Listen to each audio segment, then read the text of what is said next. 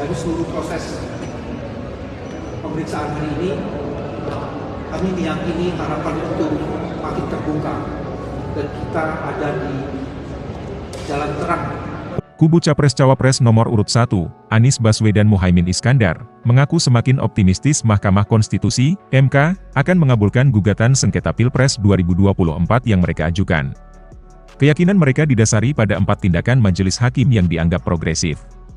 Secara umum saya ingin mengatakan, Mahkamah telah menghidupkan optimisme untuk memastikan bahwa demokrasi ini memang harus ditegakkan dan memotong mata rantai kecurangan yang hadir menyerbu dan mempersoalkan kejujuran dan keadilan, kata kuasa hukum Anies Muhaimin, Bambang Wijoyanto, kepada wartawan pada Senin, 1 April 2024. Pertama, Mahkamah memutuskan untuk memanggil 4 orang Menteri Kabinet Indonesia Maju. Kendati MK menegaskan bahwa hal itu bukan dalam rangka mengakomodasi keinginan mereka. Namun Bambang menilai MK telah menoreh sejarah. Belum pernah terjadi dalam sejarah Pilpres penyelenggara pemerintahan itu diundang.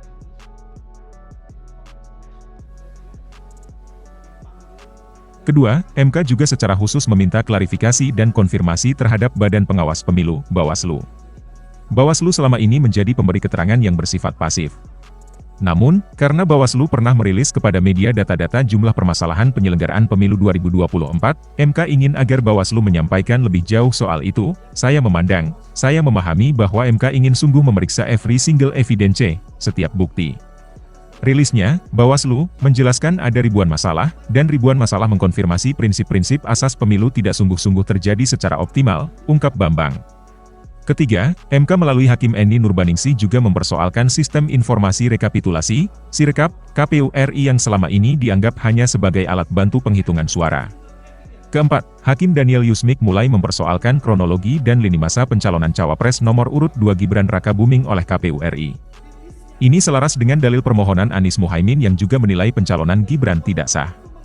Mahkamah tengah menghidupkan optimisme, dan optimisme itulah yang akan menjemput harapan.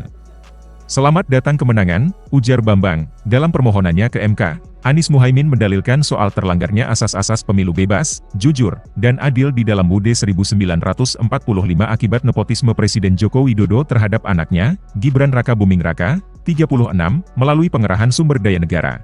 Terkait dalil ini, Anies Muhaimin menyinggung sedikitnya 11 pelanggaran. Satu di antaranya yakni, KPU RI secara tidak sah menerima pencalonan Prabowo Subianto Gibran Rakabuming Raka dengan mengacu pada peraturan KPU nomor 19 tahun 2024 yang belum direvisi sebagai dasar hukum penerimaan pencalonan. Dalam aturan itu, syarat usia minimal Capres-Cawapres masih 40 tahun. Kemudian dia sudah mulai mempersoalkan kronologis dan timeline mengenai surat keputusan. Karena melalui ahli kami bisa membuktikan proses perjalanan penetapan calon itu melanggar sempurna kecurangan. Jadi teman-teman di ujung ini menarik. Nah, soal saksi fakta kami ada yang menarik, memang sulit sih ya kalau dia tidak biasa main di Mahkamah Konstitusi dan di Mahkamah Konstitusi. Jadi ada pertanyaan-pertanyaannya yang menurut saya sih kasihan sekali, teman ya sudah hormati kalau sudah boleh.